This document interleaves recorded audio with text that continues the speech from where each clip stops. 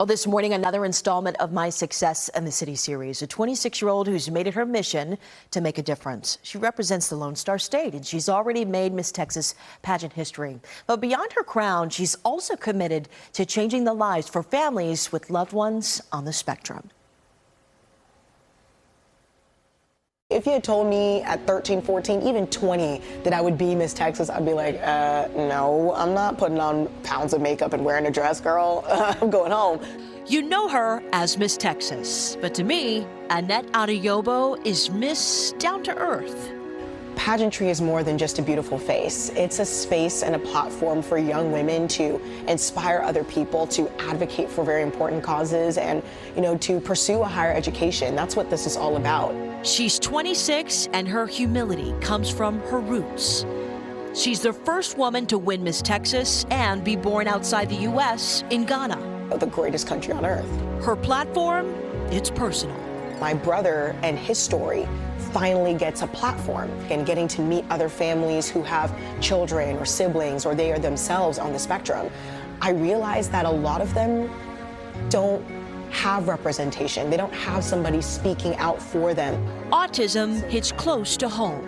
And I'll never forget the first time I had to advocate for my brother. I now have that opportunity to share my brother's story. I will remember, kids being like, your brother's an 88, you're stupid because you ride the short bus. And I'm like, you don't know what my brother's capable of. And I was 8 or 9 at the time. So I was taught to be an advocate. Annette wears advocacy like she wears her crown. In the 4 months she's had the title, she's donated $1,000 to a nonprofit of her choice.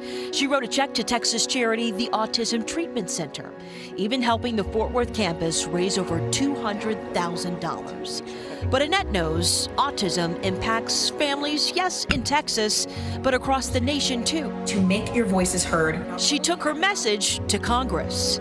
And now the Autism Cares Act is one step closer to becoming law. And I would like to think that I contributed to that, because just a couple days later, they voted on it in the House with overwhelming passing. So it's going into the Senate very soon. A bill that would give billions in funding for families, researchers, and advocates to give those on the spectrum the care and treatment they need and deserve. It's a huge bill that needs to still be passed.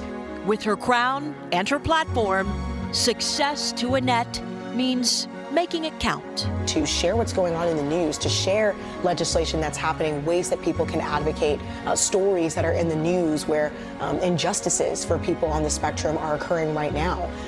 And so I get to do that and now take it to the Miss America stage in just a few months. And that's my hope, is to win Miss America, not only to bring it home for Texas for the first time in 50 years, but to also be the first Miss America that has a platform about autism. That's huge. In the 103 years it's existed, we get to give it a national platform, which is something that the autism community truly deserves. Well, her brother, Andrew, is nonverbal with limited mobility. Right now, he actually lives full-time at one of 2 facilities in Ghana with 24-hour care and treatment for children and adults on the spectrum. As far as Andrew, Annette says her little brother is thriving right now. By the way, she's also going on to compete on the national stage at the end of the year. Yeah. But just to say, her brother's back in Ghana because they unfortunately don't provide too much funding for the care and treatment that he deserves here in the United States, which is unfortunate. So he's had to go back home to Ghana. And that's part of what she's advocating for, is more resources, more availability of funds here to be able to support people like her brother being able to live near family, near their loved ones, all of that. But to see what she's doing at 26 years old. Yes, incredible. She's inspiring, truly. Yeah. And wishing her best of luck at Miss America in January. That's awesome.